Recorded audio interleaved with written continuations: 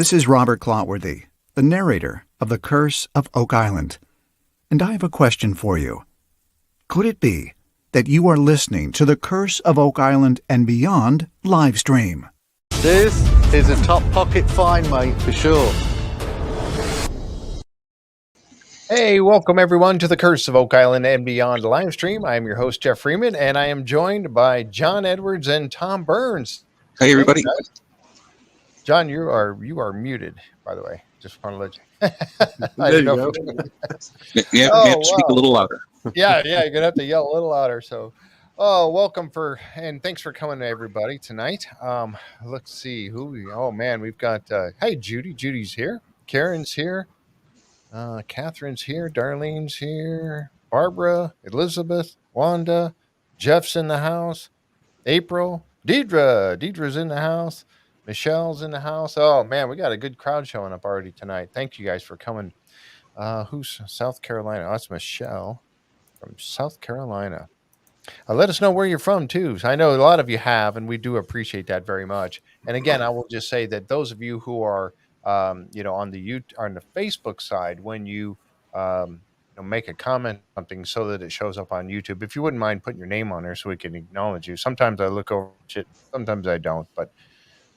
Wow, so pretty good episode last night. Man, I don't like the echo I'm getting. Very entertaining. Yes, it was.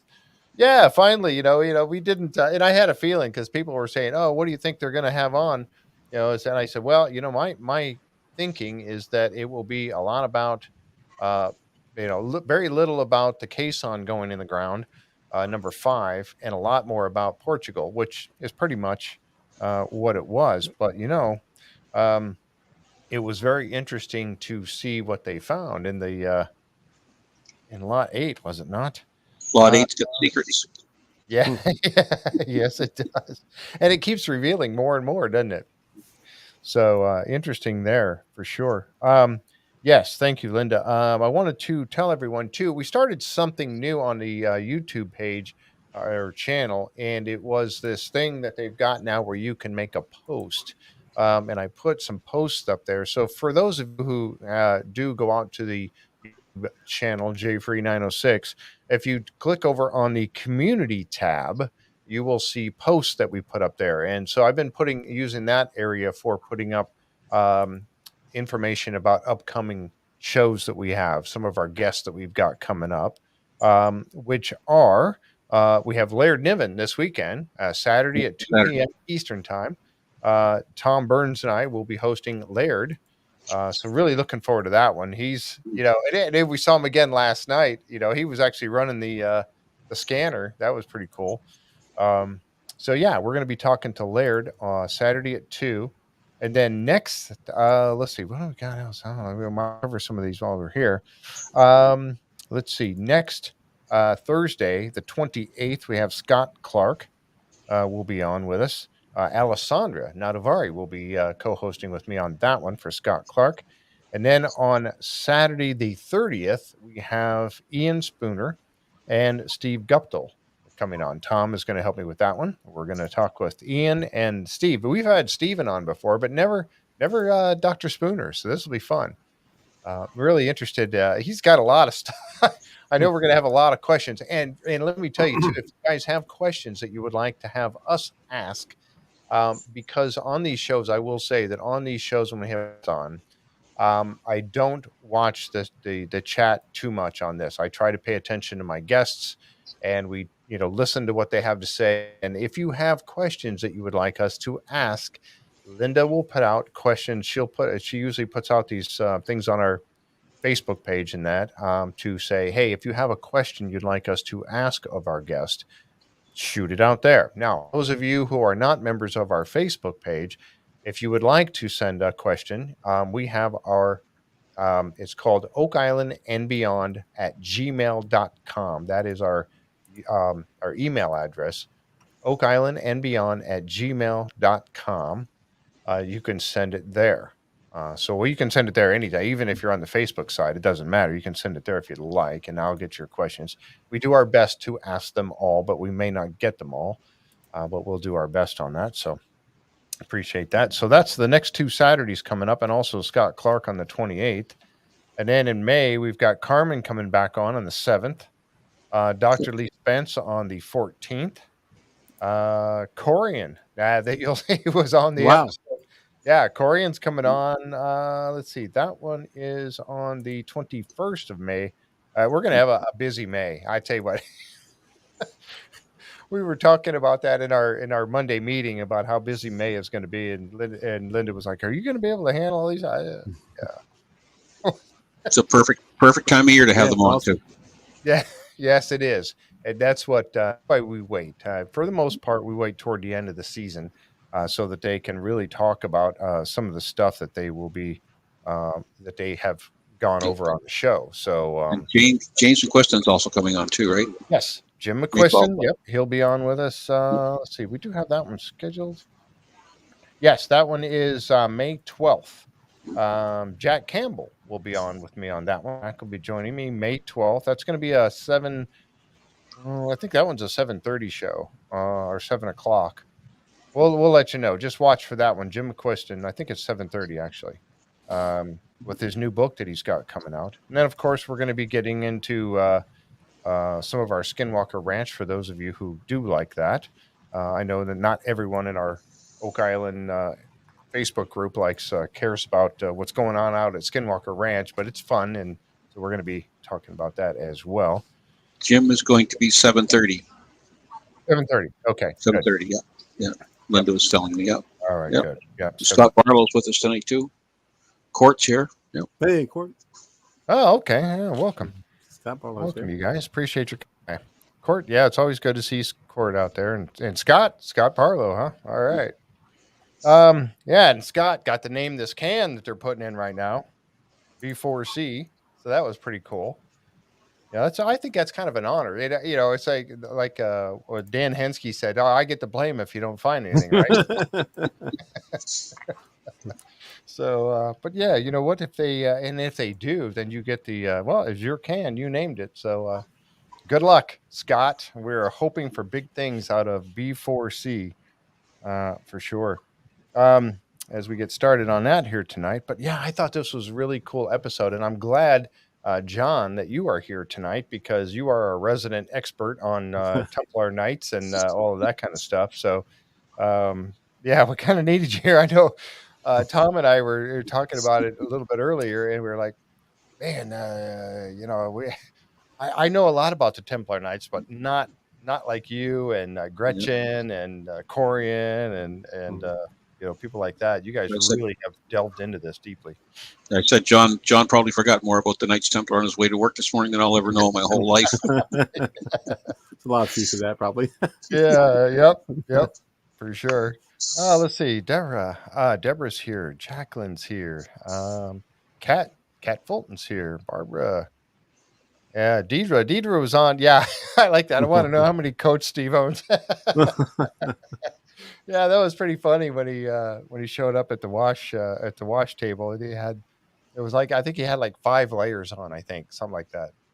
But and I can't say anything bad because I'm cold all the time. I do tend to wear a light jacket or something or a sweater type thing around at work all the time because I'm always cold. So I can't go against Steve on that for sure. But yeah, good show last night that our friends Could It Be Oak Island podcast, Deidre and Dustin had yesterday in their pre-show. That was good as always. We always like watching you guys over there, and you have some good things to say. And you guys are funny. I mean, I try to be funny, but it's like, wah, wah, it goes over real bad. Yeah. So, but you guys are actually funny too. You bring a lot of levity to everything, which is really nice to see for sure. So, all right. Well, let's get into it. A lot of things that they covered on the show last night. And of course, we'll jump on to the very first one here and get my pictures rolling. So, the guy started off and, in the money pit. And, I was thinking, okay, how much time are they going to actually spend in the money pit? Now they got this 5th can in and, all of us were very, we were looking at the factor that they came out and said that they were only going to be 4 cans, that they had budgeted for 4 cans, or we had time for 4 cans, or however they put that. And then now they're going for a 5th one. And we kind of had some hints about that, from some of the folks on the island, but nothing for sure, because of course they can't say, but it was like, if there's going to be a 5th one, and sure enough, There it was. Well, I mean, initially all through the year, they were talking about, we've got a maximum of 4 cans to put down. So whatever worked out, scheduling, price-wise, whatever, something obviously worked out. So. Yep. But I remember that one year they did something about, I don't know, was this season 7, or it was before the COVID thing started, of course, but they had that one season where they all pitched together and basically paid for another can to go down because they wanted to get one more in before the season ended. And they were scurrying, and then here they are doing it again this year. So we have high hopes for BC4, of course.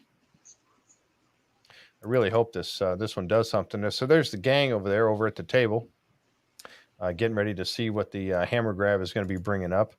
It was kind of neat because I like when Danny and when they get involved in this, and one thing I caught when they were talking about this, not only are they now have basically put a 10-foot can all around C1. And as you guys know, C1 was the one can that they found the highest, or one of the highest traces of silver in the water samples that Dr. Spooner had taken out with Matt. And they had a really high concentration of that. They also had those bits of metal that had gold content on the metal. So that was very significant that they need to be in that particular area. I think that's very important that they make a stab down there and get a look at it. So now they've completed all 4 corners, north, south, east, and west around C1. And this one here being the one where we think that, or I hope that they really come up with something for this season. We'll see. It's 5 feet north of borehole C1. And also, like I said, they found the traces of gold and silver in the water, as well as evidence of possible tunnels dated back to 1488. Wow. At a depth of 90 feet. One thing that I caught, and I had talked about this last week, and I was a little confused about the whole thing with the water levels, and not understanding, I guess, that they had really done a lot of pumping back in the Head Shaft days. They were really pumping. They must have been pumping an awful lot of water out of there. I thought they had made attempts to pump water out in recent years and were unable to really gain any ground getting the water out of there.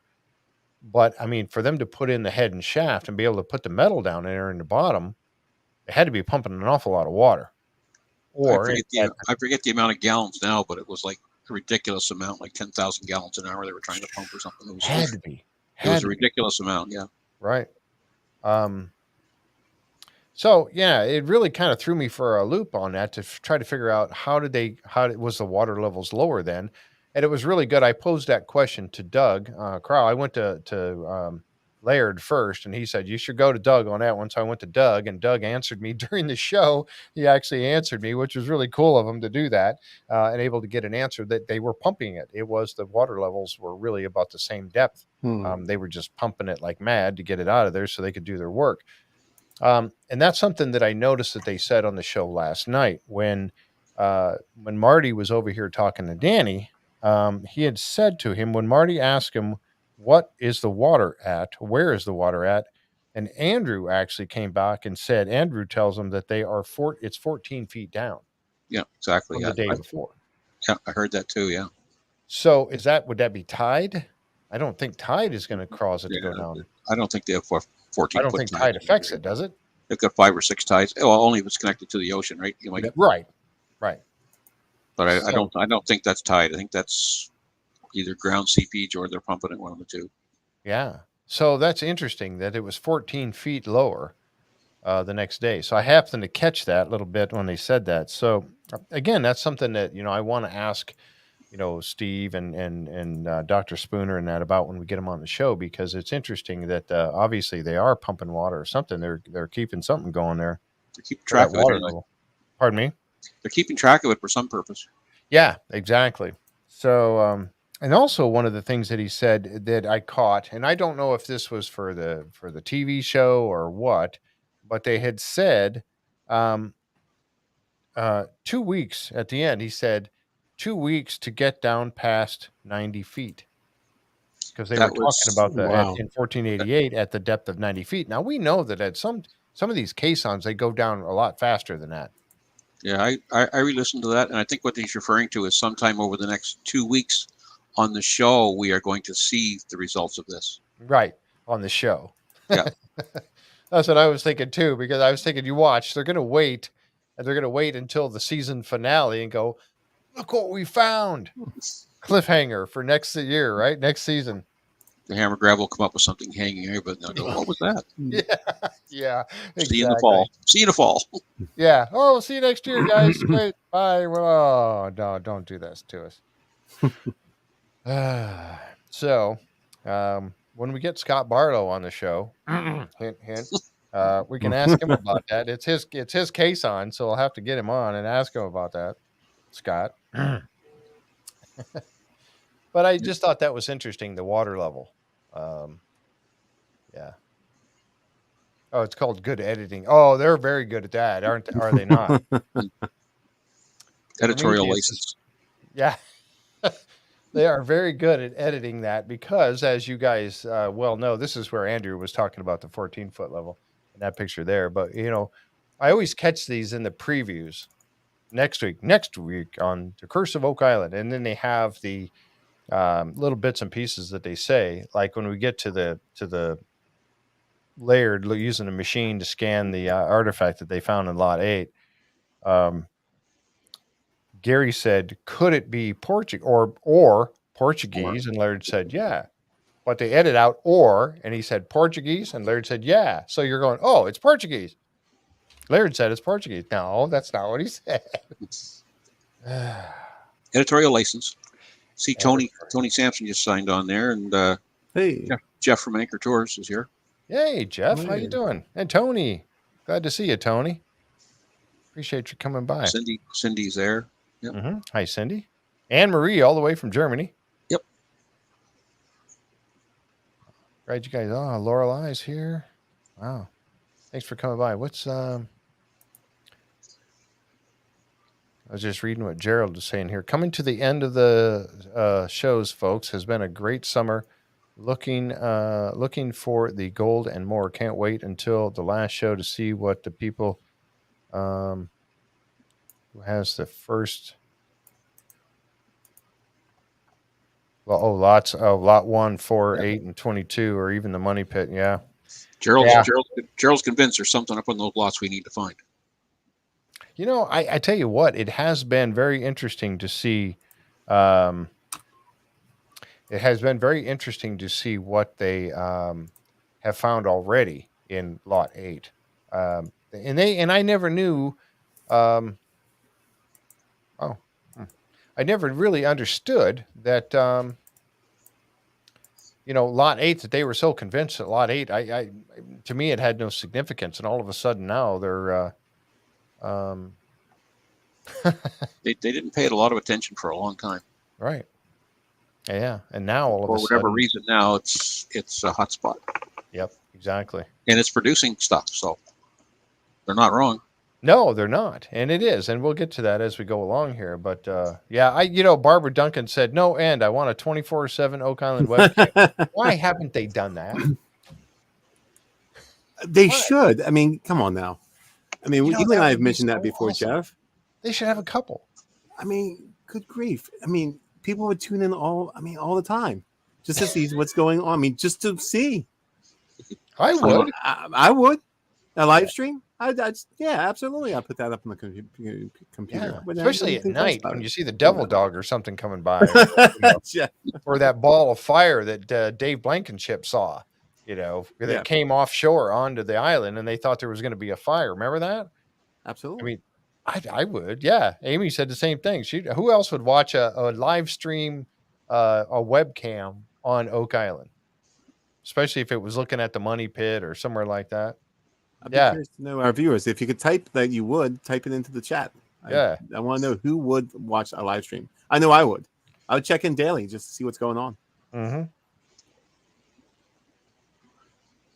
Yep. Look at this, Jeff. A lot of yeses. Yeah. I don't know why they haven't done that. I mean, that's it would be watched so much. There's so many people would just go in and just watch. Yeah. And I understand there's a need for privacy. I get that, but There is. Yeah. But still, it would be just the cool factor alone would be awesome. Yep. And they want people watching the show and not the webcam. So, I mean, I think people would like, do both, wouldn't they? I'm watching the show. I would watch that, and you could put it on some kind of obscure point on the island just to stare. It'd be great. Put it up next to the osprey nest. Yeah. Oh yeah, there you go. That'd be a good idea. I like that. Yep. Yeah. You see, Dave Petrella just said that Lot 8 was previously held by Fred Nolan, so that was probably why they did it. Oh, okay. All right. Makes That's sense. why they had not been on it before. All right. Yep. Yeah. Pat from Mississippi wants a webcam. Darlene wants a webcam. A lot of people would. Absolutely. Yeah. I mean, come on. It would be fun, wouldn't it? Yeah. Yeah, we already asked them about that. Yeah, and it's a no, of course, but yeah, it would be fun. You know who I'm surprised Karen Publicover hasn't put one up. I know. Well, she has kind of, her internet access over there is not the best. But let's see. Okay, so we got.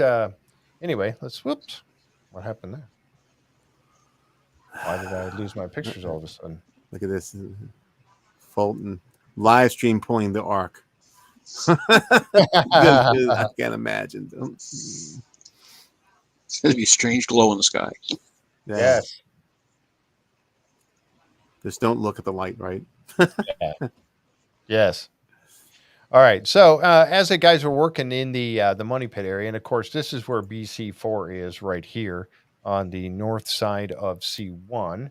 And of course, this is north, south, east, and west. The grid is laid out, as you guys saw that Amy had made and we showed last week. I didn't get that posted on the. I'm sorry about that. I mentioned that I was going to be posting that up, and I on our Facebook group page, and I didn't do it yet. I'll put it also on the in the comments or the community on the YouTube side as well. I'll try to remember to do that tonight. Yeah, Doug Crowell did have the Fox Cam. I don't know if that's not up anymore, but he did have that running for a while. Yeah.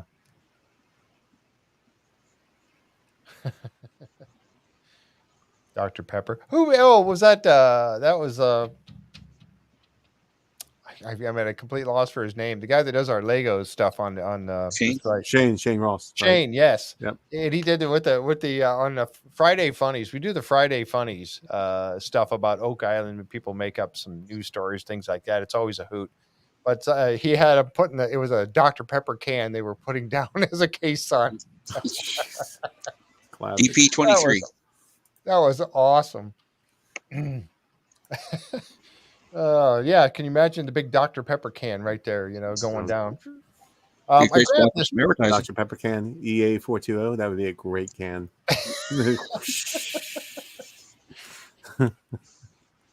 I grabbed this particular picture here because I wanted to get a good orientation of exactly where BC4 is.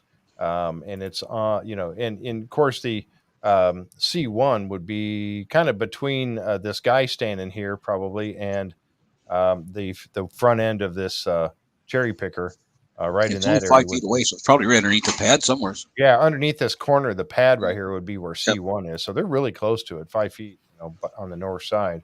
And I'm assuming north is, I'm looking, if it's my viewpoint, I'm looking straight across the island here in this picture, straight across to the north. I believe that's pretty close to north orientation, maybe a little bit to the left of the crane here.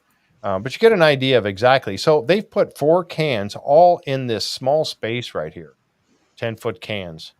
They've all gone right in this small space. And that's incredible, I think. To be able to get them down in that. And I get really worried, about the backfill. We kind of talked about that last week, about the backfill that they put in here. And they know that they hit that void down there. And that's something that really kind of worried me too, because they have that big void. And now they hit about 140 was it 120 feet? I forget now. On the last can, and then they basically, poured all this backfill in there, and they're filling up that void down there with that. Yeah. It's gonna be interesting to see. Yeah. I mean, they've got C1 surrounded now, so you put an X through C1 after this or not? If they come up empty-handed, they might just have to. Yeah, they might have to. One of the other things that I thought about too was this, that knowing that, remember on that episode, and I talked about this a little bit last week, when they had the seismic survey that was done across the money pit, and then they had that new data that they used, the new software, the updated software they did, and they found that tunnel that I showed last week going from basically Smith's Cove all the way to the money pit area. And then they had that 12, he said it was about a 12 by 12 anomaly down there. It looked like a box or a chamber of some sort. And looking at that, we know that, I'm making an assumption that it's running somewhere from where they are now, with this caisson or C1 area, and it's running back towards Smith's Cove. And we know that 10X is right up on this hill here, not that far away. And that was a natural, was it a natural cavity down there that Dan Blankenship found? Could that be part of this? If it's a natural tunnel system or a flood system, could that be part of it? Could that be what 10X was they hit one of those, a cavity that was actually, because there was times where I know that they had the, Mr. Abbott had done the scanning down there and they found there was a tunnel coming in and one going out. I got thinking about that. If that's, along that line, and that's why he hit that cavity down there. It was a good shot. He definitely hit a cavity. There was no doubt about that. And definitely the items that he found down there that were man-made items. Somebody had been down there at some point. Yeah. The guys jump over later on to get to lot 8. And this is Marty. And this, they split up. And I was really amazed that Rick, putting in the 5th and final can, that Rick would take the time to leave the island and go to Portugal. But he takes off and goes over there. And then Marty and Gary are over checking out lot 8. And they're doing their metal detecting. And Gary, as you know, has already been through there. And he's already metal detected that area. And he just puts his flags in wherever he finds something. And he gets a permit from, the okay from Laird to go in and then dig up these particular things, that the hits that he found, to see exactly what they are. So they get over there and they get working, Marty and Gary. And right off the bat, they come up with a piece of iron. That's what Gary was saying, that it's a piece of iron. And they pull it up, and it looks like it's some sort of it looked to me like a hinge of some sort, part of a hinge. You see Marty looking at it there, and there's a close-up of it. And it definitely looks like some sort of a hinge. Now, he said a fence or something. Yeah, it could be a small fence. Or something. Off a gate or something, maybe, yeah. Yeah, something small, light, not a very heavy-duty one, for sure. And then it had that little knob on the end. But so they found this little piece. And then they get over to the research center, and they invite, and you take a look at that car. I think it looks a little newer than the other one that we saw going across at Oxman on the license plate. So we know that's Carmen. That's Carmen's Corvette. Yep. Coming across, and remember that was so neat when Karen Publicover had spotted that Corvette going across, and she took and she took pictures of it. We saw the license plate Oxman, and we're like, that has to be Carmen. Oxman. It had to be Carmen, right? It's only one person that can be. Yeah. Yeah, exactly. The Oxman with all the horsepower. Yeah. Yeah. Indeed. So there's Carmen. We know Carmen's going to show up when you see that. So they give this plate to him, and have him look for the skid marks. Yeah. Navy Dog's Adventures. Hi. I saw the name pop up a couple times. And Jim Barlow, welcome, Navy Dog's Adventures. I haven't seen you on here before, but thanks for coming by. So Carmen comes out, of course, to take a look at it, and he gives his expert opinion of this particular piece of metal. And one of the things that he pointed out right away was this tip of it. And he was talking about how you get that decorative tip that looked like a spade from a deck of cards. It was some sort of like a little decorative end on it. Now, something like that could be on a fence. It could be on a fence or a gate or something like that. Something not all that heavy duty. But he thought it would be something more along the lines of a box hinge. And it would have been more decorative, like a box hinge or something like that. And he very well could be right. He said that Carmen also tells them that the hinge is probably from the early 1400s, but definitely would fit into the 1400 to the 1670 range, Yeah. somewhere along there. Marty then asked him that it would if that would include Portugal, and Carmen confirms it could be from that area. And it's possible. But some sort of a strong box is what he was thinking, which I thought was really cool. Well, I think what the hinge tells us too is there's more going on in Lot 8 than I think initially everybody kind of thought. Lot 8 there wasn't a whole lot happening up there, but the more they dig around, the more they find, right? Like if you even look at the picture where they find that hinge, the trees aren't that big in diameter. Right. So there's been activity up there at some point that these trees are now just growing back. That's a very good point. Yeah. Yeah, Jim said part of a sea chest. Jan said maybe an old wooden toolbox. All of those could be true. It doesn't have to be something fancy. It doesn't have to be a box of, gold coins or anything like that. It could simply be, a toolbox. Or I think we've just suggested this before, a munitions box. It may have contained munitions. Yep. Which we've discussed before. Yep. Yeah. We actually have, yeah. Yep. They're finding piece of a musket up there, so why not? That's what I'm thinking. Yeah. Yep, exactly right. Yeah, it could be from many things. You're right.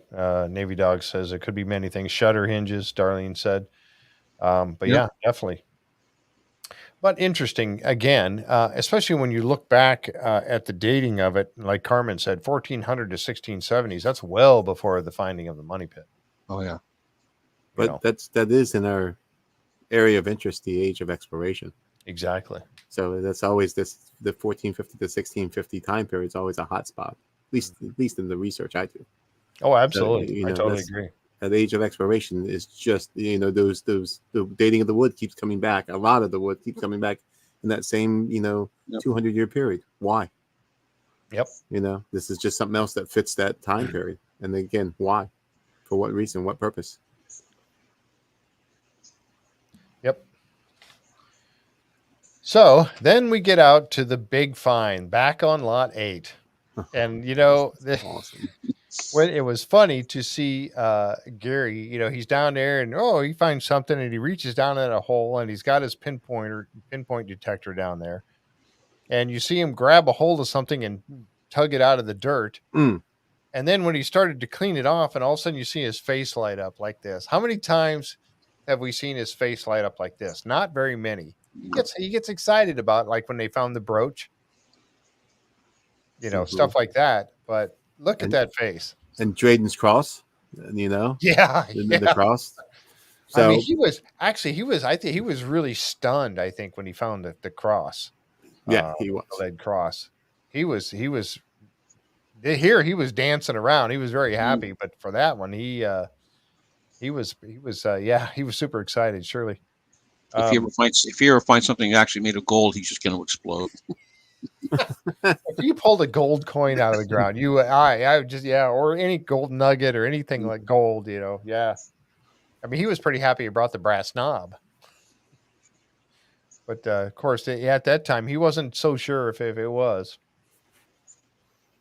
But, that was pretty neat. Even Marty, I mean, and it was funny because Marty had just said something when they were walking out there talking about, wanting to, while Big Brother's off the island, and he helps Gary to dig up something really, really cool, and then sure enough, the look on his face, he was elated too, to find this piece, because it is a truly interesting piece. It sure is, yeah. But they were both so happy. And then, of course, and here's a little bit of a close-up of it. It's still all covered in mud and encrusted as badly as it is. There's another shot of it. I mean, even that picture there pretty much tells you what it is. Mm-hmm. Isn't that cool, though? That is so awesome. And then, dun, dun. Yeah, he was gobsmacked. Yes, he was. And I mean, to look it up like that, I had to capture this picture because when you seen Gary look up at the sky like that and just like, oh, I was so excited to find something like this. Truly. Oh, Sharon said she had a hard time finding us tonight on Facebook side. Oh, that's odd. It shouldn't be that hard. Should be all right. We're up. Yeah, all of them are running good. Yeah, he was so happy. So was Marty. That's very true, Wanda. They were. And I was excited too when I saw this thing. You know, we got a little bit of a teaser of it last week, but in the preview. Yes. Darlene was talking about the XRF machine. And there it is right there. There's Laird. And we're going to have to, I can't wait to have Laird on this weekend because that's one of the questions I want to ask him is what did you think of this? Now, we heard what he said on the show. And of course, you know, they may have been in there for an hour looking at this thing, you know, and the whole segment was what, a couple minutes. So I really want to get his impression on this piece because he was the one, and they were in there, the guys that brought the, and this was the SkyScan 1273 CT scanner, and they taught everybody how to use it, or some of the guys how to use it, or people, I should say, people. I don't know if maybe Judy or anybody like that was shown how to use it, but anyway, to teach them how to use this thing properly. And then so he got an opportunity. He sees them come in. Obviously, they're excited. You know, he said something about their smiles on their faces and how, you know, giddy they were when they came in. And there it is, dried up a little bit. Some of the mud is dried. And they, you know, put it in that foam. I thought that was really cool. He sticks it in that piece of foam and sets it in the machine so it can be held upright. And this thing truly amazes me how it works. It is amazing tech. That's what Amy said. It's amazing tech. You know, they had the XRF, the small. It's like the gun that sits in the bottom of a. You know, they had it. You know, we rent those things and they're used. You point it at something up close and it analyzes, looking the soil content or lead-based paints or something like that. But in this particular, there in that other one, they had it shooting straight up, and you could set something up. But this thing is really, really neat. This particular piece of equipment, being able to analyze this, and then hence the pictures that we get. Now that was the first rendering there, as it's beginning to take its layers, and that's what's really cool about this. Is that it takes separate layers as it goes through. Anybody had an MRI done, or where you get inside the machine, the big tubular machine, and they roll you in there, and I have too, and it makes that doom, doom, doom, doom, doom, and it makes this terrible sounds. And then they showed me the results later, and they were like, it's like slivers of your body or your brain or whatever it was they were looking at, and it shows these slivers as it goes through, and that's what it does on this. Wow. Yeah, I know, kind of scary, but that's exactly. And so then they get this rendering here of this piece, and that is just so phenomenal to me, to be able to go from, you know, this, wow, totally encrusted, can't see the metal at all in there, to this. I mean, that's fascinating. Yeah, I hate them memorized too. I know it's claustrophobic if you are. But here you get such a good look at what this thing is, and the the cock here, and then the plate, the strike plate. I don't know what the actual terminology. I'm sure my terminology is not correct on this stuff, but it's called a lock plate from a musket or some sort of a old gun like that. So the lock plate, and they get to see underneath it. Yep. And Laird shows Gary and Marty how the scans used to dissect the object. Laird notes that the lock plate was not British, but it could be French or Portuguese. And that's where I was saying before when he said or Portuguese, and he said, yeah. And then, of course, they did their editing on that. And we don't know. It might be. But the neat thing that they talked about was this picture here that we, of course, saw last week. And this is where they would be able to determine better determine where it was made. Was it French? Was it Portuguese? What and a date range for this thing by these numbers of these holes that are being used to hold it together. All these little pins or screws, they call them screws, screw holes or whatever, but these pins that would be used to hold it together, by these, they would be able to determine an age and a country for this thing. And I can't wait to find out. I don't know. What do you guys think? There's got to be an expert somewhere that can tell you exactly when that was made.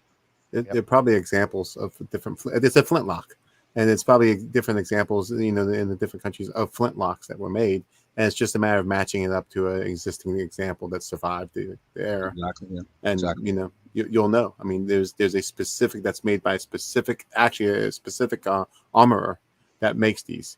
So you go to the country of origin, and you probably can pinpoint it down to the actual armory that made these, the gunsmithing place that made these.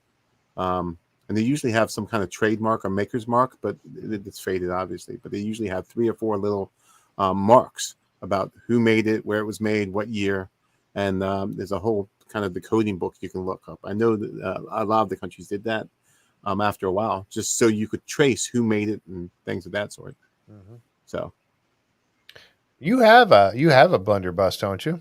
I own a blunderbuss. Yes. Does that mechanism look similar? Yes. Yeah, it's very similar to the blunderbuss. I know you probably don't want to get it out, but I can go fetch the blunderbuss if you want. But it's very similar to that. It has a like you said, a cock, a trigger pin, and it has a plate that would hit to strike the striker. Yeah, it's like a piece of flint. And then what it would do is cast a spark that would go down into the hole where the gunpowder is, and suddenly you get this huge explosion of powder and projects your musket ball forward. And it's no joke. I fired black powder before, and it's no joke. I tell you, we had wood, like 2x4s on the far end, and blew a hole right through it. I'm like, good grief. I was thinking about the Civil War, like Springfields, and when they're firing those, I'm just like, I can't imagine loading a Springfield 3 times a minute and firing one off. No. It takes me a couple minutes to load one up, because you want to be real specific with how much black powder you put in these. These can be very dangerous. Yeah, the right amount in there. Yeah, I've fired the black powder muskets as well. It's like 50 caliber. And you've got to know what you're putting in there. Oh yeah. Well, I mean, we do know that there was pirates on the island and all around Nova Scotia, right, Tom? I mean, it's known that pirates were in the area, right? So those pirates, the British, the French, the Portuguese. I mean, the whole gang was here. Right. Well, I tell you what, I can go get a sample. Yeah. Kate's asking the question, John.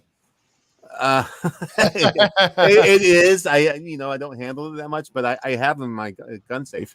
I can certainly fetch a sample of this.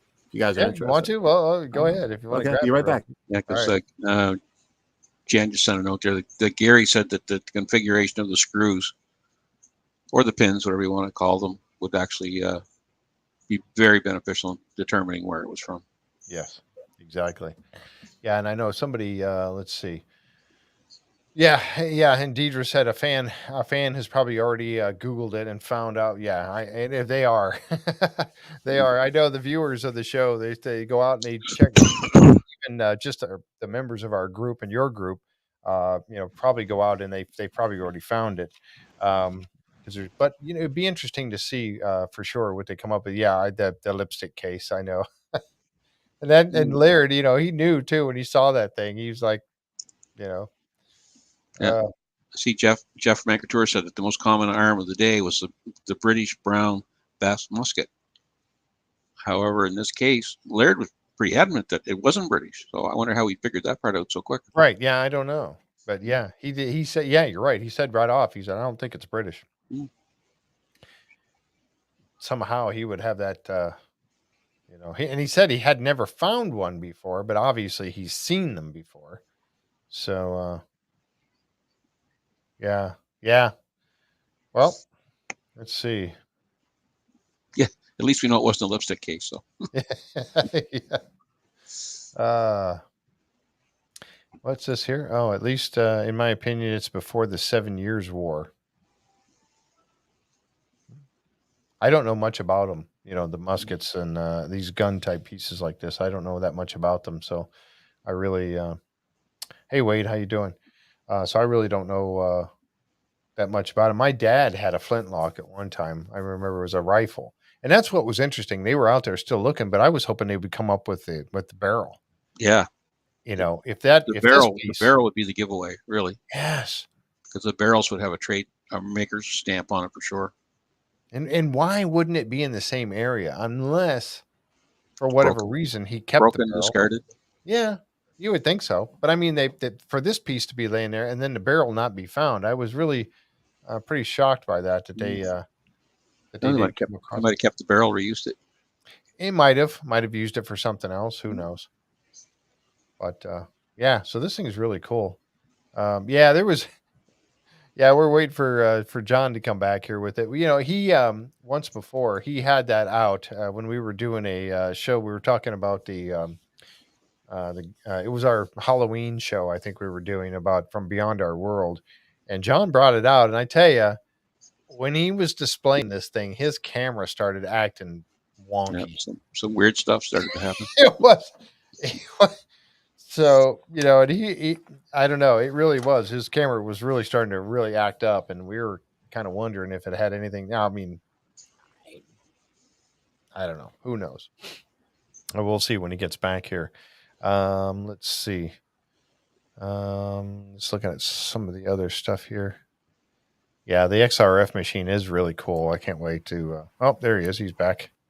Whoop! Oh, there we go. Bring it back on here. There you go. You jump back. I have a sample. This is a 200-year-old gun, and you can see right there the mechanism. Oh yeah. Okay, sure. and I'm going to bring you full screen here. Let me see if I can solo you so you can. Hold on. I'm not sure everyone can see that. This has some age on it. Oh, here we go. Okay. Yep. This has some age on it. This is the strike plate. Here, there's the cock, the strike plate, and the actual trigger. And one would pull this back. Okay. And I'm not going to do it, but you can pull it back. And then you pull the trigger. The trigger would take the piece of flint, hit the strike plate, producing a spark, and then going down into the chamber where it would ignite the actual gunpowder.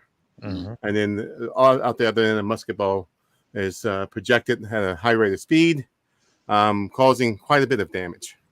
So, is there any maker's mark on that barrel, John, or is there a maker's stamp on that barrel? Let me see if this one it's blue. Yes, this is it's made in Spain. It's actually made in Spain is what it says, and it has a serial number. Okay, that's all. But it's rather old. Now, is there a bunch of screws in the plate? I mean, how's that plate held onto the wood? Yeah, there's a screw here, right? And a mechanism here, like a spring-loaded mechanism here, right. And it looks like a screw right there. Right. Okay. The plate itself, yeah. And yeah, you actually pull the mechanism back, and then when it's fired again, and it produces your spark. I've shot these. They're no joke at all. They're absolutely no joke. And they can do quite a bit of damage. So the fact they found one on Oak Island is amazing. You don't see them that often. Yes, that's a bit of a different gun. Yes, I was just showing the mechanism. The one they have is a flintlock. It's a much smaller firearm, and it's used usually at your side. It can be fired quickly, but then you still have to reload it, and that's what takes, I would say, maybe twice, 3 times in a minute at most. That's all you would about get off on a flintlock. Yes, it was. I have a feeling he didn't want to bring the other one out, so I could fetch the other one. People. No, it's all right. It's all right. It's no and the Haunted Blunderbuss that was made its debut on our Halloween special, and that's been under lock and key for quite a bit. It was some bad mojo that night. And I guess it carried on for a little while too. Activity carried on for a little bit. I've kept it, at stored and At some distance. some distance because Yeah, keep it locked away. it was bad news. But that is really neat, and thank you for showing that, because that Yeah. gives us an idea of just exactly how, for those people who haven't seen one, Yeah. it gives us an idea of exactly what it looks like on the actual gun. Now, that's a rifle there, Yeah. not a short little pistol or whatever. Well, all it would be is a shorter version of this. Right, exactly. The It would be mechanism there installed would off be the here, same. Right. and you'd still hold it, and I do have smaller pistols. I actually have a pair of dueling pistols. Oh, wow. Which don't use flintlocks; they use a cap percussion. But they're really nice, and so it's the same type of mechanism. With a pair of dueling pistols, you get one shot off, boom. Whoever survives is the winner. That's how they sell disputes way back when. Yeah, whoever survives, whoever doesn't bleed to death is is the winner. Oh my goodness. But I have a couple of these. I just plucked this right off the wall, and they're pretty difficult to fire. Actually, I mean that plate has to be perfect. I mean you have to have the strike plate perfect, the flint perfect. The gunpowder has to be loaded correctly, and if any of those are off, you can really hurt yourself. I imagine. Yeah. Like I said, I remember my father shooting his, and he had one for a while, and I remember him shooting that thing and the cloud of smoke. I mean, they knew where you were. I mean, as soon as you fired it, everybody knew where you, because it's made a huge cloud of smoke from igniting that gunpowder. That kind of a delay, because it was kind of like click, boom, boom. Because it had that little bit of a delay while it actually it takes a while for the powder to catch on. Yeah. Absolutely, but it has quite a kick, and of course the more black powder you put in, more of a quick kick. But you put too much in, you run the chance of actually taking the mechanism and it explodes. Yeah. So because if the projectile doesn't make its way out of the chamber, you're in a world of hurt, because then you have a shrapnel situation. Right. Jim's asking the question there. Do you think that the one on Found 8 was found on Lot 8? Was that type of a barrel or flared, or it's hard to say. It could be on either. It looked to me like an old flintlock. Nothing modern by any stretch of the imagination. Mm-hmm. That's true. I do collect military memorabilia and things of that sort, so I have quite a little collection of firearms. Yeah, neat. That's really cool. But all right, let's see here. Yeah, it's hard to say. All they have to do is match the riveting. Like this is a more modern version. This is maybe 150 years old, 200 years old tops. We know this was made before 1898. Otherwise, I couldn't buy it. It's illegal unless you go through. You can't sell these things, without going through all the licensing and all. I didn't have to do anything with this because it was before 1898, so I didn't have to register it or anything. You can just go to an auction and buy it. I know it's at least 200 years old, give or take, because of the flintlock mechanism. Yep. Before the Civil War, it went to cap lock. So we know it's at least 150 years old. I'm estimating about 2. Wow. Give or take. So it has to be. Your house is not baby proof at all. No, not at all. All right, so we're going to move along. Okay. And I guess Linda was reminding me they don't have an MRI machine on the island. I know. I was just talking about how it layers, and I know it's a different technology, but it's how it layers and then it puts all the layers together to come up with an image. That's all I was meaning by that. So, all right. So now we're going to jump. Now, what I did was I wanted to leave the Portugal stuff to last because I knew it was going to be the longest. And we've already talked for an hour.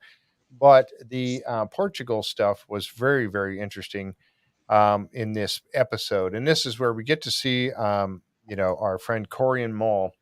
And they were heading over to, what are they?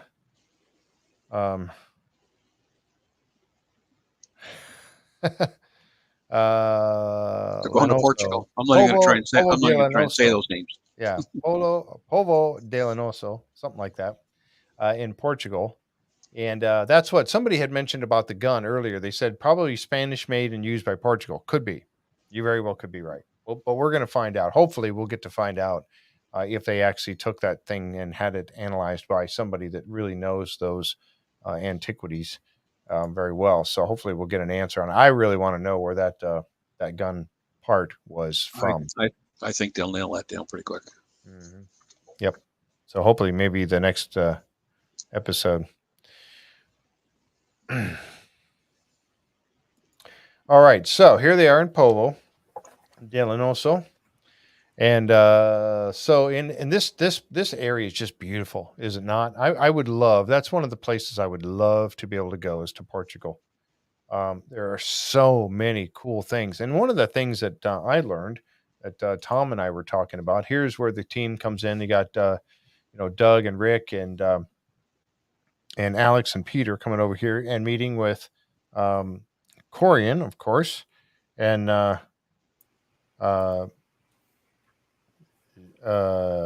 Joao. I'm trying to pronounce his name. It was Joao. Joao. Wow. Close enough. Yeah.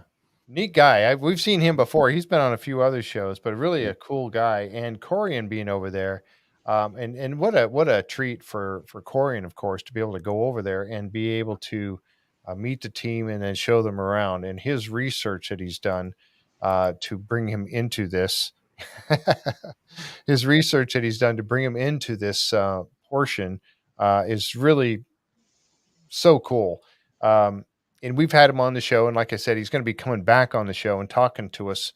We're going to see him in a few more episodes coming up here, of course, over the course of the next month, I would think. We got 2 more episodes of the show, and then there's some drilling downs that we may see him again. We'll see him popping around again because this is very intriguing. He had some evidence that he wanted the guys to come out to Portugal and have a look around and see some of the things out there and see if they could find any clues that would tie back to Oak Island. As you guys know, and as I am very interested in the Portugal connection, Terry DeVoe, who's been on Oak Island, and he's also the man who took them out to see the Overton Stone, believes that the Portuguese have had some influence in. We know they've been in Nova Scotia, right, Tom? I mean, oh yeah, they've been all through the Maritimes. There's absolutely no question about it. Yeah. Right. True. And so see if there's some sort of a tie. Now, one of the things that I didn't know, and we were talking to John about this just earlier, was the fact that I did not realize that the Templars started initially in Portugal and then moved to France, right? Is that kind of how it went, John? That's correct. Yeah. It sounded like they had their original head office in Portugal, and they moved their head office to France. Correct. When they get chased out of France, they relocated back to Portugal. Yeah, okay, Linda, I got you. So they got out there, and the group is investigating the clues that Corjan believes could link the Knights Templar of the 14th century to Oak Island, and discoveries made there. They will begin their investigation at the Church of Fontacarda.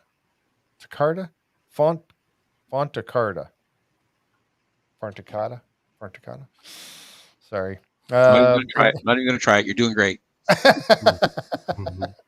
Linda was actually trying to help me with some of these she is so good with pronunciations of all these kinds of things. She was trying to help me before the show started, and I know she's right now she's going, oh geez, I really tried. I know she's saying that. But in 1126, Lady Teresa, the mother of Portugal's first king, donated the church to the Templars. During the Crusades, members of the Knights Templar arrived in Portugal after being invited by King Alfonso I. The king gave land and wealth in exchange for their help in battling the Moors. And this was the folks from the Middle East. Yes, it'd be the Islamic population in the south of France, in the Middle East, or the Moors. That's where they settled, lived peacefully for a long while. So, many people believe that's where the Templars got their knowledge of healing and healing salves was from the Moors. Oh, really? Mm-hmm. See, that's why I needed you here, because I know you know all this Well, stuff. I've had this discussion with a couple of history teachers at my building. You know, I'm a teacher, as you guys know. So Yep. we've discussed it, and they go, "You realize the Moors were in the south of France at the same time the Templars were?" And there's this whole discussion about when the war broke out, and you know, what kind of when you have two cultures like that, there's always an exchange of information, goods, ideas, maybe even religious beliefs. Why not alchemy? Right. You know, and that's what it was. So, you know, there's always an exchange. If there's any sort of friendly trading going on, there's a trade of ideas as well. Right. Also, Moors in North Africa. That's correct. Thank you. That's EA 420. Thank you. Yep. Excuse me. Also, King Alfonso was a major backer of the Templars within the Brotherhood and in all its works. I am a brother. Okay. So very interesting about that, and I did not know that they basically started there. And he explained it to him about this particular church that they're getting ready to go into. And there he is here, the Templar historian. I'd love to get this guy and talk to him. Maybe we'll have to try to reach out and see if we can get him to come on, because that would be an interesting show right there to talk about all the stuff with the Templars. So much information about this group. There's a look at the church again right there, and then they go inside and get a look at. They're looking for symbols, and it was something that really struck me. Not only when I saw the first picture of the inside of this place, which is this one right here, just fascinating. I mean, it's not overly decorated, but yet it's awesome all at the same time. You know, you got the bare walls. I mean, the walls are pretty bare, really. If you think about going into a Catholic church or someplace like that, I mean, it's very well. I mean, every inch of place you look, you see some kind of stuff around on every wall. But here, it's very simple, but yet it's awesome. And you see that on their faces when they walked in. They were just like, you know, taken back by it. And Rick said something about it being like a castle inside. Rick describes the church as a castle-like, and then he gets at that it was the church is God's fortress. So looked at it like that. Jeff, can we go back one? Yep. Wow. Okay. It just struck me, you know, the way the stones are worked, things like that. It's just reminiscent of something I've seen at Oak Island before. I was just trying to imagine, because it's very simple structure. You know, and I'm wondering how close this is to maybe something in New Ross. Oh. Very simple structure. Now, I know these are work stones, and New Ross would be a little more crude, but it was a New Ross. You know, I've seen, you know, interpretive things before of New Ross, and it looked to be a very simple structure, a lot like this. Yep. I think I'm trying to drill down on the simplicity of the structure. It is. You know? It is very simple. If you look at it, straight walls of blocks stacked up, you know, like bricks or whatever, but blocks stacked up on the straight walls going up. It's very simple. Just have a little decoration here in the end, a little decoration here as it goes around. But I mean, overall, it's very simplistic. And what I thought too was kind of neat was the fact that up here there's windows up here on this side, but on this side there's nothing. Yeah, and these were hand tooled too, right? I mean, that's by today's technology to try and build something that big and that straight. You'd have laser beams and laser lines, and you know, and they built this close to 1,000 years ago or whatever it was. I mean, right? That's amazing. Typically, Jeff, structures like this. I mean, I've always said, you know, churches like this have a pragmatic form and a symbolic form. Chances are, and if it's anything like the Newport Tower or, you know, Notre Dame or Chartres, the windows have some type of celestial alignment. The window up there probably has some type of celestial alignment. You know, it's highly symbolic. Right. The choice of saints. Now, you don't want to know what the original saints were, but the choice of saints would also have, you know, there's 4 of them there. It could be Magdalene, Jesus, and then 2 saints flanked. You know, there are certain saints that the Templars revered just by looking and watching. Yep, John the Baptist was one of them. because he was thought to be ascended master. He was, many realms of thought. He was thought to have been the ascended master that initiated Jesus by water. Now, I'm not being preachy here. I'm just saying that's a line of thought. But John the Baptist Day is still celebrated by the Masons to this day. It's a high feast. Yeah. So and for Masonry, it's one of the patron saints of Masonry. So, again, the saints have something to do with the symbolism. The nave has something to do with the symbolism. The window, 1, 2, 3, 4, 5. It's 8-sided. Is there? Yeah, it looks like 1, 2, 3, 4, 5, 6, 7, 8. 8. 8-sided. A lot like Court and I have talked about. Court Lindahl and I have talked about the 8-sided structures. That we keep seeing. Newport Tower. The one in Williamsburg, the Powder magazine in Williamsburg. These 8-sided structures in Masonry and even Templarism keep coming up. And there's again an 8-sided, a window. And so you see these repeating themes. Also, the use of red, white, and blue. Yeah, I noticed that. Yeah. Yes, were also important both in Masonry and in Templarism. There's no coincidence that the American flag is made of red, white, and blue.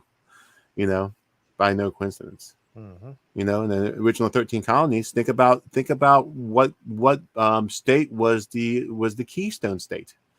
It was Pennsylvania. There were 13 states, and that was the Keystone State because it was the middle of all the colonies, much like the Royal Ark of Enoch has a keystone. I never knew that until you told me once about the name, why they call it the Keystone State. That's exactly why they call it. So to say that, you can see the influence from the Templars through the Rosicrucians, speculative Masonry, and Masonry. You can see the imports. I mean, it's the same line of thought. Same line of thought for sure. Yep. And again, going back to, it does look like a ship's wheel. It does kind of. That's what Kate was saying. It reminds me of one too. Yeah. Each of those colors has a significance in Templarism.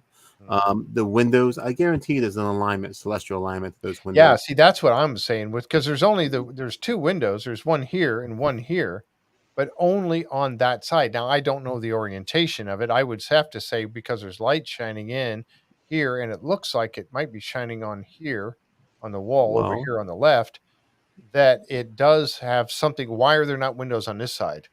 Okay, and only on this side. That has to mean something. My guess would be that those windows are on the east side of the church, and that's because both in Masonry and if you go further back, it was always looked towards the east. The Eastern Star, Sirius, is the brightest star in the celestial body, and therefore is always considered the light of God. Yep. So that would be my guess.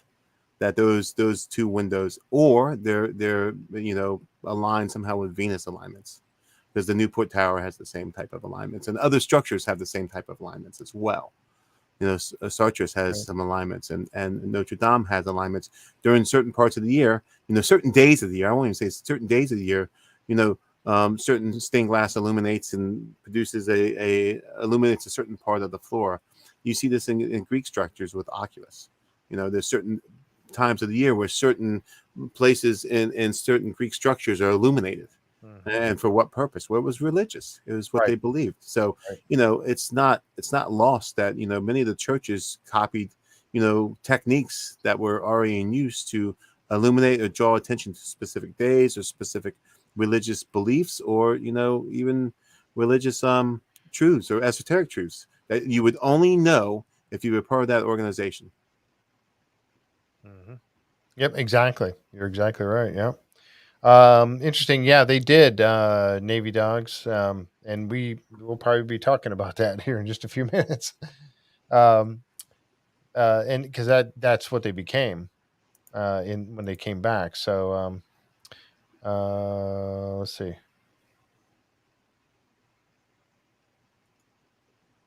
Okay, which is why you see east on the top of the Mason's tracing boards. Correct. Wow. Deidre is stepping up with her knowledge about this. That's exactly right, Deidre. That's it. Yep. And there is, I think, the ladies' version of Masonry is the Order of the Eastern Star, and there's a reason for that. It's the brightest star in the celestial body. And it's part. By the way, it's part of the December Triangle. It's one of the 3 stars in the December Triangle. It's the dog star. That's right. You did tell me that. I Yeah. do remember that now. Yep. So it's significant to masonry in many ways. And it's the whole kind of Rosicrucian Templar masonry, even before Freemasonry, concept of as above, so below. Mm-hmm. It was thought that the celestial body imitated, life on Earth, and Right. it was a reflection of, which is very Bakesonian as well. It's always a reflection of nature. Yep. And so you have a lot of esoteric and that kind of higher level philosophical overtones to a lot of the symbolism, not known by all the Masons or Templars or Rosicrucians. Depending on what degree you were. Depends on what degree you were, and it depends on where in the echelon of the pecking order organization. The higher up you went, the more esoteric was exposed to you, and you knew, and then eventually you became the Grand Master, the Ascendant Master. Still done to this day in many organizations and fraternities. Yep. You work your way up to the more esoteric truths. The Templar order, by and large, was a military order. It was military fighting force. Yeah, Dave Petrella said something neat here too. He said, "What's he have? If I can find it on the YouTube side, but he said the eight is the 4 cardinal points and 4 cross quarter points of the year. That I don't know. The 8 also represents the rose compass. I think that's with the 4 cardinal points. Okay, all right. Yeah. Yep. And then he said, what they called the crescent moon on the outside of the church could also be Venus, because Venus appears as the crescent also. Yeah, we're going to get to that one in just a minute and talk about that a little bit. And to know the exact intent of the Templars, you almost have to, and I've done a lot of this, you have to back map.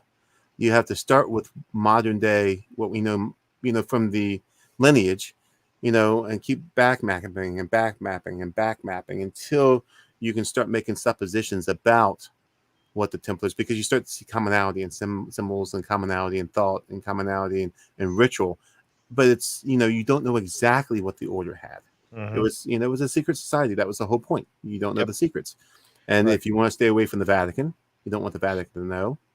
The Vatican was none too happy with some of those teachings. Yeah, that's what that gets me about. Sometimes you see them go and somebody or research go and read these books. Now you got to go and dig up books. But like you just said, are these things all going to be written down? There was talking about some of the rituals they had, and they could be pagan rituals, or was different talk about that. And then they go read these books. Oh no, no. Are they going to put everything down in a book? No.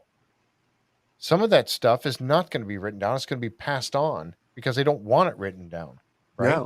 No. A lot of the Masonic stuff and a lot of the, even predecessors, it's always done by teacher to student, teacher to student, teacher to student. It's a long held tradition. Exactly.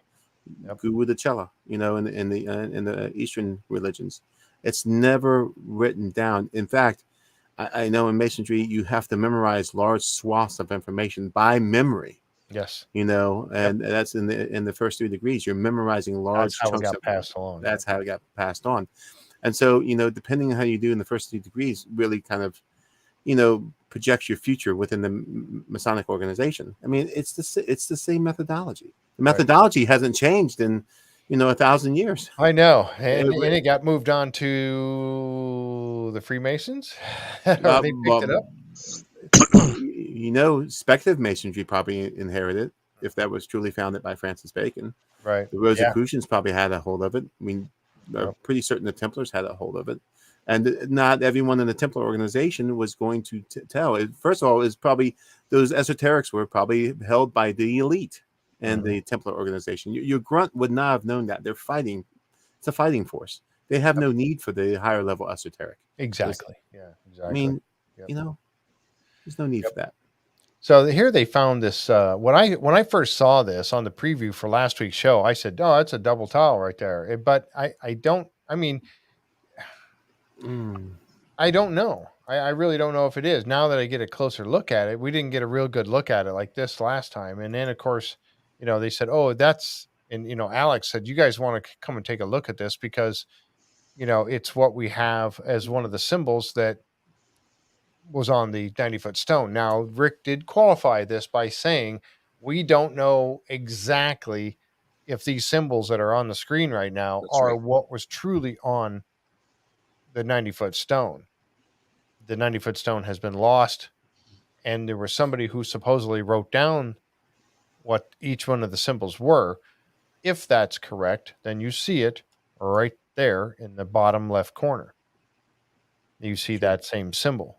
Now it looks like an eye, but it goes jets above and below the eye. Now, like I said, when I first saw that on the wall, I said, that's a double tile. Now this, and it's, I don't know. What do you think, John? I mean, what's your take on that? It could be so many things. I can't make that parallel. I mean, there are certain things that are exclusive to the different organizations, exclusive, and it's, for instance, the Masonic apron is just for Masons. There are no other organization, as far as I know, uses such a thing. But it's so hard to say. Is it a maker's mark? Is that the symbol of the person that was carving it? Right. Is that a quality mark? Okay, this one's good. You could draw a parallel, but I'm not by Inspector 9. Yeah, it's something like that. I can't make the. I can say there's a similarity between symbols. I can't make the parallel. It would be reckless. Yeah, very true. Yep. I mean, the 3 dots after the symbol in the 90-foot stone, that's a symbol used by Masons after their name many a time in the older documents. I have copies of the older documents that a couple of friends of mine got at an auction and said, hey, you want to see this? They call me anything Masonic or anything Secret Society. And I said, send me pictures of it. And I'm like, my God, there it is. And so I've seen some of those symbols before, just that have been handed down in families for 200 years. Yep. And suddenly you're seeing pictures or even handling an original document with white gloves. And you're like, okay, well, there it is. Yeah. Well, if that is, after you could say this says, oh, there's John, Jeff, and Tom. If he's separated by you got 3 names here or 3 symbols, that could be all it is. But again, it's kind of neat to see that show up on the wall like it did right here. Yeah. And then be able to recognize it and say, hey, if the marks we have, if the marks we have on the 90-foot stone picture are truly what was on the stone, it does look similar to the one that's on the 90-foot stone. But again, so then you have to consider that, is the 90-foot stone really a message? Right. Or is it just a record of who was where when? That could be absolutely what it is. I don't know. So let's go back, Jeff. So go back to yeah. Okay. Oh. Nope. So I always look for what's called puncture marks. Okay. The Kensington Runestone has certain puncture marks.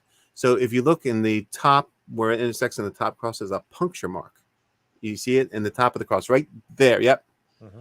And that has maybe some significance, with the puncture mark versus not. Okay, so you have to take into those little subtleties in the symbol to and then go back and research it. Is that representative of something? Where on the stone is it? And where is the placement of it? And is there any other context around that symbol that would kind of give you a clue of what that symbol is meant? And is there a puncture mark on all the other? You have to look at every manifestation of the symbol. Mm-hmm. And then start looking at what's in common. Are they all consistent? Or are they all slightly different? Right. Because just the smallest variation could mean something completely different. It could mean something completely different. Yep. So that's what puncture mark on the bottom leg. Amy said there's a puncture mark on the bottom leg. Would that be this a puncture mark on the bottom? It looks like there's one off to the left of it as well. One off to the left, quite dark there. So all those things, and then you have to compare it to the known symbols. I mean, sometimes symbols aren't as like what I call down and dirty symbols, quick symbols, like the hooked X, for instance, that whole symbol, there's a down and Columbus uses it, but it's quick, and there's a more advanced symbol of that, or other symbols where it's just a quick representation of a more esoteric symbol. So is that what that is? Yeah. Somebody said there looked like there was an X. Barbara. It's like a Barbara. Yeah. Above that symbol on the upper right, looks like an X to the right. Where is that? Are you talking about up here? I don't know. The right? Sure. To the right. Hard Maybe to there. say. I mean, this is pretty distinct. You know, this was carved in Yeah. there. That's Some of this other purposeful, stuff yeah. doesn't really look like a carving, but you never know. And then when you look at the context, there's something called, and Jeff, you and I went someplace this summer and we talked about matrixing. You know, are we seeing what we're seeing, or are our eyes making a connection that maybe Right. isn't there? And that's You know, something the brain does. It tries to take something, and you see, like when you see in a grain of wood, and you see a face in a grain of wood or something in the grains or whatever, Yeah. because your mind is trying to It's make trying to make something sense of it. familiar. Yeah. Yes, make sense of it. Exactly. And so, as Tom pointed out, there is a puncture mark to the left of the what we're saying is either a mason's mark or a double towel. We don't know. Yeah. And that could just be decay, or that might actually be something. It might be Right. symbolic. You just don't know. Right. I mean, it's interesting that it is where it is. The location's interesting. Yep. It's interesting that matches something maybe, just symbolically. I can't say it's a match. I'm going to say the structure of the symbol might match, but the symbolic meaning and the structure of the symbol are two different things. Right. The symbol is just a character, like any other character in the alphabet. Right. So this is what makes it tough. It's the structure of the symbol is one thing. The symbolic meaning, depending on context, can change wildly. Yeah. Yeah, you could take a J. If I wanted to mark something and put a J on it, that was for me. That I created this thing. I put a J on it. That's my mark, saying it was me. But now you put J in a sentence, it means something completely different. Yes. Or somebody else could have developed the same symbol. I mean, it's a pretty basic symbol. Yep. Yep. And Jan's right. Matrixing. Matrixing is something our brains do that naturally. Yep. This was a neat one on the outside, and this is what one of the members there was bringing up, talking about the sun and the moon, and this particular symbol. What I found very interesting, we were talking about this a little bit in the pre-show meeting, talking about this, and I'm going to let John take off here in a second on this because there is so much in this one particular image that is fascinating and has some different meanings, but. Does this mean, I'll throw this question out, then I'll kind of let you go, John. Does this mean Templar? I mean, or could it be? It could be. It certainly has one of the crossbow T used by the Templars. What's interesting in the line of thought, I mean, I did some digging, and the Mason websites are really kind enough to give you kind of what it means. Anything I say, Masonically is usually public domain, and I don't say otherwise. But you have the sun and the moon, and in Masonry, the middle symbol, which is a circle with actually in the middle, it's the symbol for gold or the symbol for the sun in alchemy. It usually represents in Masonry a master mason. Okay, so this one right here. Yeah, well, the whole thing, but this whole thing. Yeah, the whole thing. Is a master mason, but the middle symbol is sometimes you see it as the star of Ishtar. You see it as other stars, maybe Venus, but no matter the manifestation of the symbol, the symbolic meaning stays the same. It's pretty consistent through the different fraternities and organizations. It's really talking about duality and how you go beyond duality. You become the middle pillar in Masonry. You have two pillars, one on left, one on right. They represent different attributes of a person, and so you become the middle symbol. It's kind of interesting because not only is that typically where the brightest star would be, or Ishtar, or even Venus. I've seen Venus used in that middle symbol. You have the dualities. The sun and the Masonic tracing board and other things has symbolic meaning. In alchemy, the sun is masculine and the moon's feminine.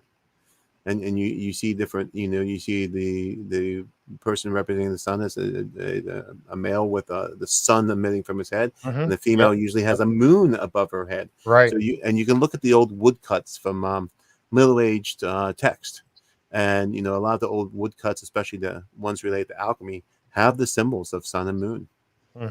So it's going the kind of more philosophical thought. It's going past duality, because to reach God, it's past duality. There's no dualism with God. God is one.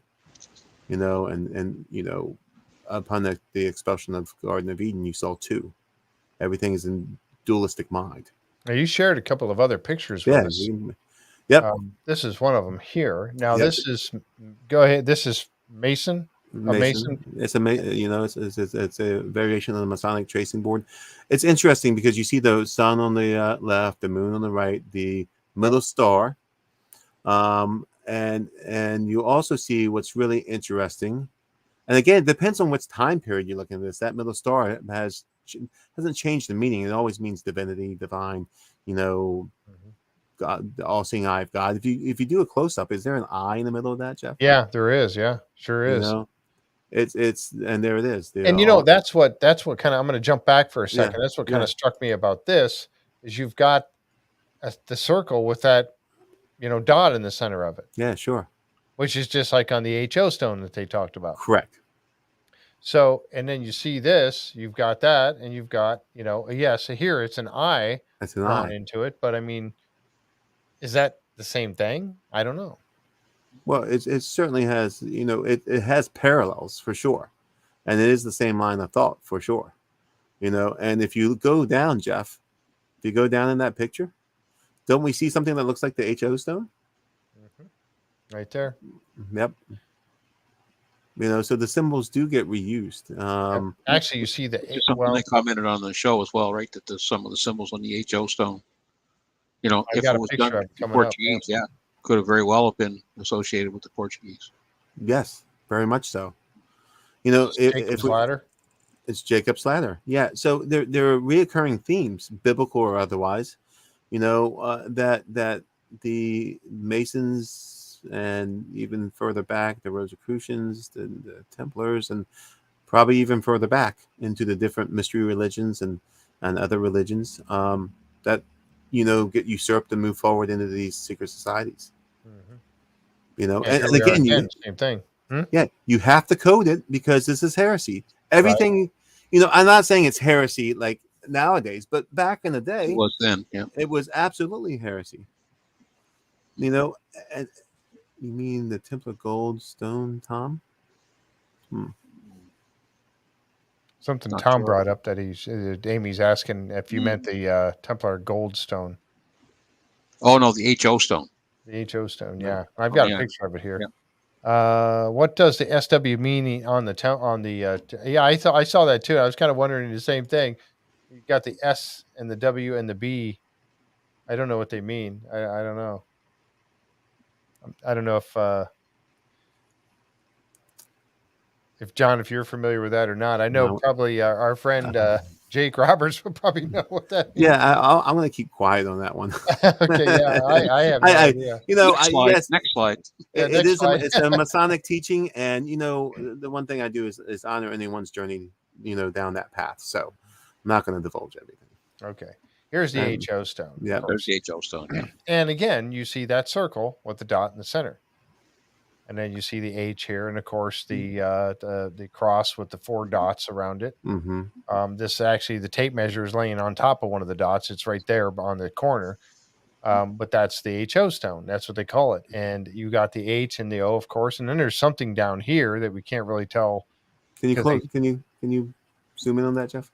The people blew it up. And we're presuming that stone is properly oriented to the way in which we read it too, right? Exactly, Tom. That's a very good point. It could be turned, could be turned, sideways. Yep. The other possibility for the HO stone, and I've always thought this was a possibility, which what's sitting on there is 2 alchemy symbols. The modified H is one of the symbols for one of the planets, and of course, the symbol for the sun. Could also be, alchemy used both of these symbols. Could also be an alchemy formula. So I'm not ruling out alchemy for the HO stone. Mm-hmm. And that plus in the symbol, with the 4 dots is interesting as well. Oh, absolutely. I think the whole thing is fascinating. And somebody said, too bad they blew it up. I know. I'm thinking, why would you do something like that? I mean, you were so worried about trying to dig underneath it to find treasure, which you never found. and you blew the thing up. And look at the historical significance this thing would have. That could have been the one clue. Rick always talks about the Yep. one clue. That could be the one clue. Yep, You know, just Marty not- talks about the wrong one clue. You know, they all talk about the one clue. Is this the one clue? They didn't care about the history. They just wanted the treasure. Right. Exactly. The wrong reason. The Yep. wrong reason. I know, huh? So hopefully we'll find out more about that. Here's the guys jump over to Tomar, and I think Tomar was really cool. They go over here to the town square, and they get to look around. And let's see. Corjan explains that Tomar is the city of 7 hills, just like Rome or Jerusalem, and then points out the church of Saint John the Baptist. The group has come to see the statue. I'm not going to. Gualdum, Pius. I don't know. I'm going to botch that name trying to say that. Just say statue. Enrique, huh? Just say statue. Yeah, the statue. Yeah. And this is fascinating to me. Seeing these pictures like this right here. How they have preserved these things to try to keep them from deterioration and everything is just I would love to just so much to go and see some of this just fascinating places in Portugal that I would love to see. Just the history here. And I would be like they were doing in the church. I would be trying to inspect every single stone.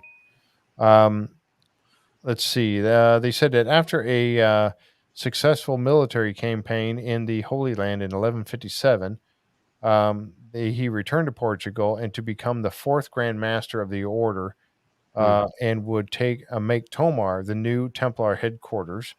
And some researchers feel that the religious treasures were hidden in Tomar at some point, after they got them from Jerusalem. Could very well be, but I had no idea that this was like the first Templar headquarters. What do you think of the checkerboard, Jeff? I don't know. I'm fascinated by that, but I don't know. What do you think? Well, typically, symbolically, it would represent. I mean, you know the medieval chessboard, right? You've seen the knights, the Templars playing medieval chess on a medieval chessboard. Have you, Jeff? Have you seen that? Mm-hmm. Yep. Okay. So it's you play the game, of chess, and you either are the side of light or the side of dark, which is man's capacity to do good and evil. Mm-hmm. And you play it, but at the very end you reset it. So the chessboard or the dark and light represents man's capacity for good or evil. And so, I mean, if you look at the way a knight moves, right? You know how a knight on chess, it moves up this way, up this way, down. And so if you look at the way a knight moves on the chessboard, if you move in all directions that it can move, it creates a Templar cross on a chessboard. And anyone can look at that. Maybe I'll dig it up, but it moves exactly the way the capacity of the knight on the chessboard moves. If you go to all the directions, sit in the center, go all directions, it makes it. So yeah, it's definitely related to the belief of good and evil. Cool. Yep. This right here, I mean, this the Templar, and again, we saw this on the front of the church, the same symbol right here. Yep. Which was the Templar cross pate, right? Mm-hmm. Cross pate. This one was. So that would have been done when they were originally there, and then when they came back, they had to reinvent the symbol. Right. Nope. Yes. Yeah, very good point. That's it right there. Yep. And something that Corjan pointed out that I had not known, that he had a hand over the bottom of it, because at one point it was all 4 legs of it, or sections of it, were exactly the same length. And then he showed this one where then now they've changed it and made the bottom longer. And I don't know. I think I'm going to have to go back, and it may be in the notes here. I'm going to have to check this to see why they had done that. I don't think they mentioned why. Yeah, it just says over time, the cross also changed to an elongated cross similar to Nolan's cross. Mm-hmm. And I think that's in the next slide. Oh, no. And there it is again. You see the longer one there. And this is still in Tomar, I believe. Well, if you go with the original cross, the way it was made, Jeff, it would have also produced an 8-sided octagon when you connect all the dots. So again, it's that 8-sided, and then you elongate it for whatever reason, more Christianized maybe. Mm-hmm. I mean, the Templars were a Catholic organization. That could have come from the Pope. Who knows? Mm-hmm. Yep. And there it is there where they showed the picture of it relating to Nolan's Cross. Because this is today's Christian, ideal of the cross being the longer bottom leg going down, and the others just supposedly being the same length here. But and again, I go back to the whole thing I've said before about Nolan's Cross is why would somebody go to this effort to create this in the first place? And again, it's not simply because they felt like, hey, let's move these big boulders and just have fun. We're going to make a cross. It means something more than just simply boulders pushed into place to make a cross. So, it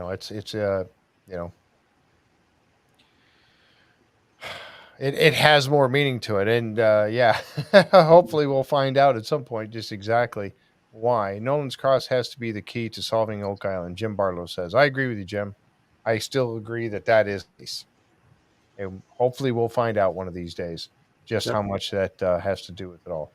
But it is interesting that how the cross changed in the Templar times, or Knights of Christ times, I guess that would be more to say, right? That it was when they came back, that's when it changed. When they came back to Portugal as the Knights of Christ, that's when it changed, and now it represents the same type of a elongated cross as that's on Nolan's. That's Nolan's cross. Could be it went from being a cross to representing the cross, if you know what I mean. Right. Exactly. So that's pretty cool. Then the guys get on to what's the Stone Road, and this is where they move over to Alkid Aldacera. Aldacera. Okay, the group has traveled over here to Dacera to see the 2,000-year-old Roman stone road that resembles the stone road found last year on Oak Island. In an effort to determine the origins of the Oak Island Stone Road, the team sought the opinion of several experts, including Terry DeVoe. Now, like I said, we've had Terry on the show, and he's talked about it, extensively. Now, Terry felt that the road in the southeast corner of the swamp area, the main stone road that we always see, was Portuguese and was similar to the roads built in Europe in the 1500s. Joining the group is archaeologist Jorge, who is currently restoring the ancient road, this particular ancient road. So, they show him, they show the picture of the stone road in the southeast corner of the swamp, and it truly is very close. Now, one of the things that I was thinking about with this and talking about with some other folks is that if this was originally a technique of Roman road building, that technique would then be spread out to the other countries and used by more than just the Portuguese or the Spanish or whoever to make roads of this type of construction. So I have to label the road in southeast corner of the swamp a Portuguese road. It's very similar to what we're seeing right here, and it by golly, I mean it's sure the construction is the same type of construction.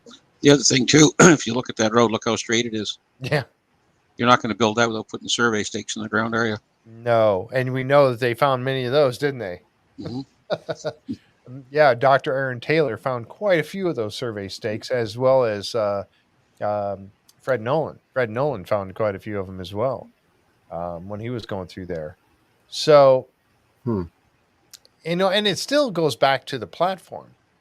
They came across that flat platform that was on the north side of Nolan's Peninsula, that big platform, and Dr. Spooner found that piece of wood in there. They had that piece of wood dated to 1220.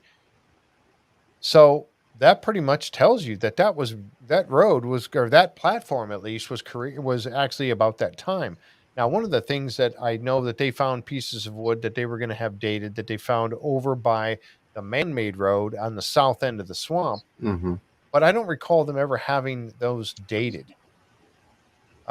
They were going to. I remember they talked about it, but I don't know that I ever heard that they did actually get them dated. So, I'm sorry, what was it?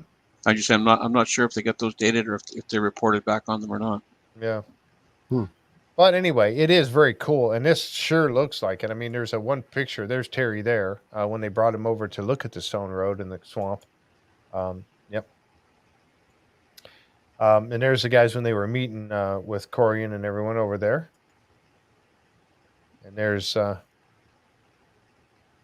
was going to say Jorge. I'm sure if that's George. how it was pronounced. George. What's that? George. Yep. That's the only name I could say. Yeah, exactly. So here you go. The two roads. Now they're preserving this one. And that you seen Rick and everybody was trying to walk on this thing. How difficult would it be to walk on? It'd be like, walking on a boulder road, it's because, we talked about how they would be filled in with dirt to make it smooth on top. And this is just your base. So that's the dirt on top would give you that smooth surface to walk on. It wouldn't be quite so difficult, which is the same way with the road on Oak Island, but kind of a neat, and they even talked about it, they put the big rocks on the bottom, small rocks on the top, Yep. But was that method exclusive to Portugal? No, I don't think so. I mean, you can find the example of this, but I would imagine that these road techniques or building roads were used, very commonly in other parts of Europe. Well, that would the rock would be the building material of choice, right? Yeah. Oh, yeah, there, for sure. It's cheap and, Lots of them around. Lots of them around Oak Island. Yep. But it's very interesting that it is, one of the things that they found that it is very interesting that it's the same type of construction. Now, like I said, is it the same construction that,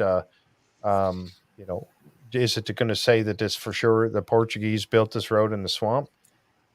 It's possible for sure. Like Amy just said, these techniques were developed by the Romans. But again, that, is going to get spread around to the other countries. They're going to look at that construction and they're all going to start to use that same type of technique. Sure. So again, it's hard to say. And as Dr. Spooner, I believe, said also, is that the road, when we had him on the show, he talked about this and he said that the road had actually been added to. This particular section of it right here on Oak Island in the southeast corner of the swamp was actually added onto or built up again. Yeah, and they actually had determined the one in the southeast corner was actually had repairs done to it as well. So yeah, exactly. How they found that all out, I don't know. But there's so much that goes on in the island that we don't get all the data and details on. But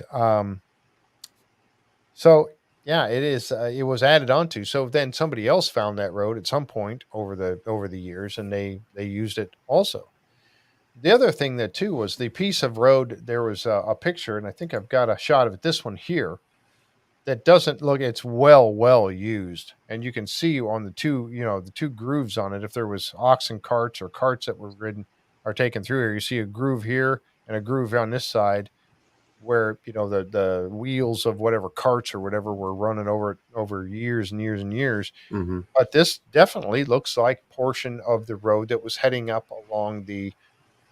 Going from the southeast corner up towards Nolan's property where the house was and the eye of the swamp. So this is very reminiscent of that. So it's very obvious. The obvious thing we can take from this is that for sure, in my opinion, someone from Europe took the building techniques of a road like this and brought it to Oak Island. That's for sure. Yeah. And if they did, it was done well before the 1700s. Yes, exactly. Now, why would somebody go to all that effort? That's where we go with the whole question of all of this. Why would somebody go to all the effort, like the cross, Why would somebody go to all the effort to do something like that if it wasn't significant for their purposes? They needed this road built there. And as Terry DeVoe had mentioned, the one in the southeast corner of the swamp, it looks like it extended well out into the ocean. It did, yep. And so they were making some sort of a slipway. Why were they making a slipway? Was it the French or the English? It was built, I think, prior to them. Did they use it? Did they help build it back up? Did they repair it? Maybe. But I think the road was built before they were around, in my opinion, again. Like Terry DeVoe said, he thinks it's of Portuguese time frame. So, why would they go through the effort of building all this? That would take, just think of the man hours to cart all those stone over there, all those rocks, and build this road up. I mean, it would have to take a couple seasons, I would think. And why would you build it there? If you just needed a place to land a boat, find a better place to land a boat. Yeah, exactly. So, I think that's my last picture that I had there. So yeah, so you wonder about that. And then, they also, they showed the road, like this section of it heading off. I mean, this really does look kind of like the one that was heading off towards Nolan's Peninsula and up toward the eye of the swamp. And they also found portions of it that they stopped on because of the Mi'kmaq artifacts that were found. They stopped because they were finding it going on towards the money pit as well, and possibly even up toward the pine tar kiln. So, but this road had to exist before Vaughan and Smith and McGinnis and Bell arrived to the island. There would be no need for them to do this. I mean, the tides would, they're only talking 200 years versus maybe 1,000 years or more. So you wouldn't need a stone road all the way out to this pierway. I mean, the water would be much closer to the island. So, based on where the pier is located, or the bulkhead, that kind of you can almost date, when this thing was made, to a certain extent, because you have to have ships coming in and out, and you have to. I mean, they put that pier quite a ways out there from Oak Island.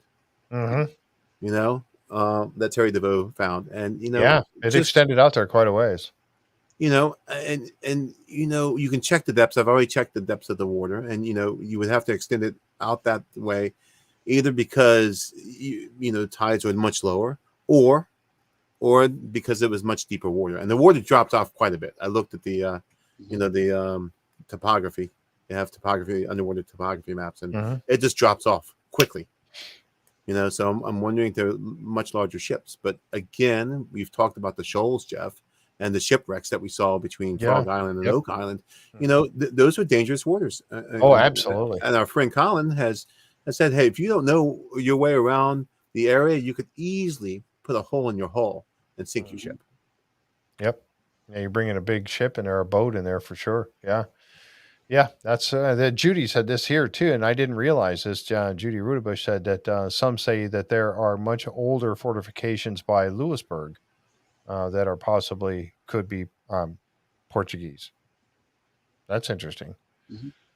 That I didn't know. I wouldn't be surprised because that was sort of a key stop-off point up in that sort of northeast shore of Nova Scotia. So that wouldn't be surprising at all, really. Yep. That's an interesting thought. Maybe the stone road went all the way to the mainland. I don't know. At some point, we did talk about the fact that the stone or where the causeway is now, that's relatively shallow water right there. And at some point that was dry land, and Oak Island was probably just a peninsula. Correct.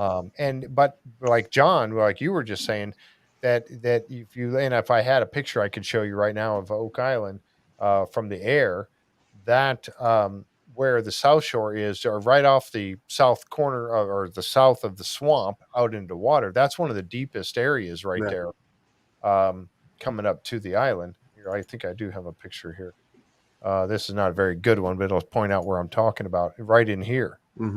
It's very deep. That's a very deep portion of the water, and where the stone road comes off over here and extends out this way into that deeper area where Terry DeVoe was saying that he thought that it looked like it came right off in a straight line right across here. And and it ends up going out Sure. to where the deeper water was. Mm-hmm. And if that's the case, it allows larger ships to dock and either load or unload. Now, there's not many natural resources on Oak Island, as far as I know. Like some deer, maybe some trees. I mean, its purpose was not to a little bit of blue clay, maybe, but for building, maybe, and we do have a clay mine there that hasn't been mined, so I guess, maybe it's blue clay, but you were unloading, or you were using it for ship repair, or it was a trading post of some type, or as well, Bell was selling his cabbages, to fight off scurvy. There was definitely a functionality to it. And it doesn't have any natural resources. You would have to grow. It have to be agricultural resources that they were after. So, but either you're unloading or loading. And if you're just selling cabbages, why would you build such an elaborate stone road? I know. you wouldn't need it. You would just put them in a smaller dinghy or dory and take them out to the ship. Take them out to the ship. You wouldn't need the stone road. A stone road is only needed if you're going to have heavier activity on an island. Right. And you have oxen. Well, what's the purpose for oxen being on the island? It makes no sense. Yeah, like I said, pulling those and the whole thing going back to Nolan's Cross. I mean, the effort to go through and create that thing. I can't wait until we find out their whole true meaning of Nolan's Cross, and I think at some point we're going to get an answer. I truly hope so. But I'm dead set that the swamp. There's more to the swamp. There's more to the eye of the swamp than meets the eye.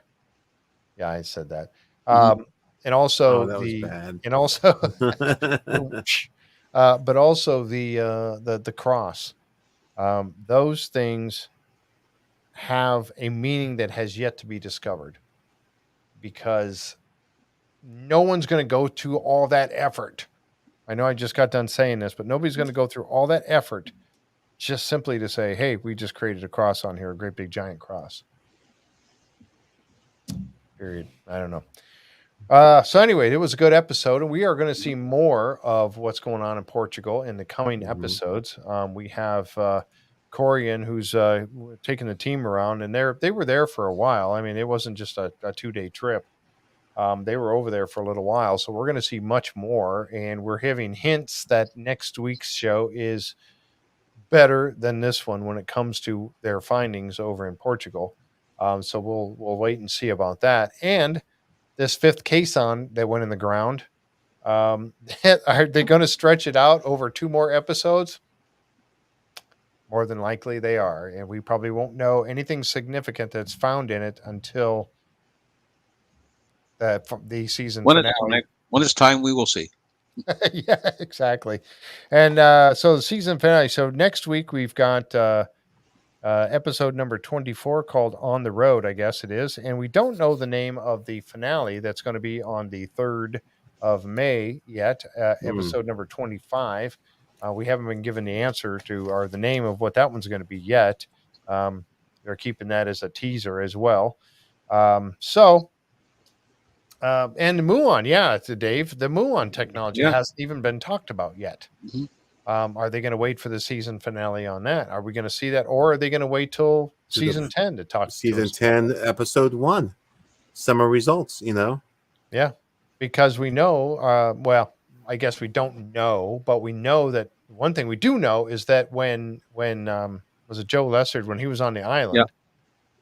They were drilling and putting in the Muon technology was being started back when he was there, when Matty Blake was on the island. That's what he was talking about. So we haven't heard anything about it since then. Mm-hmm. So the question is, did they film that clip at the beginning of the season or at the end of the season? Good point. That's true. Good point. I'm thinking it was sometime around, because the trees, if I remember correctly, the trees were still pretty green at that time. Yeah, I think it was earlier on, but yeah, I do too. I think it was. So, but we'll see. But anyway, I'm looking forward to next week. We've had the last 4 or 5 episodes were kind of lackluster. I think we're finally getting to a point where we're going to get a lot more interesting things to come about and take us into season 10. Of course, we're going to get left with a big cliffhanger. And if nothing else, we got a great history lesson and some great research last night. Absolutely. I did learn so very much. And I love that. That's the part of one of the things I really love about the show is the fact that we are getting a history lesson of things that I never knew before. And it also, it adds to my interest. It builds my interest now. I really want to know more about this kind of stuff. So anyway, we'll see what we got for next week. Thanks, Jan. Appreciate it. I thought it was a good chat tonight, and we talked about a lot of things. Again, don't forget, we got Laird Niven next Saturday, the 23rd, or this coming Saturday, the 23rd at 2:00. Laird's going to be with us. And then we got Ian Spooner and Steve Guptill next, a week from Saturday on the 30th. Scott Clark on the 28th with Alessandra and I going through that. And, of course, next week's show on the 26th is the show, episode number 24. And then we'll be here for our show on the 27th, Wednesday night, 7:30, just like always. Getting close to the end, folks. It's going to get good, I think. And then I want to see, I think they found something good in this last caisson. I really hope. Then I want to hear more about that gun, though, that musket parts too. So any final thoughts, guys? Can't wait till next week. Yep. All right. Thanks, folks, for being here with us tonight. We really appreciate it. And all the good comments and things that have come across. We really appreciate you all being here. So, again, if you want to help support the show, we got our Patreon channel, jfree906 at patreon.com. And just to really appreciate you all. If you're out there on the YouTube side, make sure you click on that subscribe button and then click that notification bell so you're notified right away when we have new content. All right. We're going to wrap it up. We'll see you next time right here on the Curse of Oak Island and Beyond live stream. Good night, everyone. Night.